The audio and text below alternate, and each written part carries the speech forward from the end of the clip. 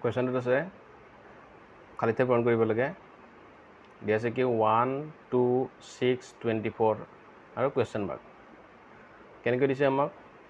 1 দিছে প্ৰথম তাৰপিছত 2 দিছে তাৰপিছত 6 24 আৰু কুৱেশ্যন মাৰ্ক দিছে হয় 1 ৰ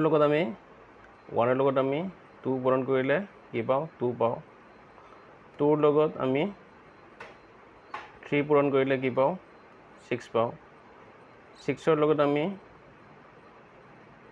4 পূৰণ কৰিলে আমি কি পাওঁ 24 পাওঁ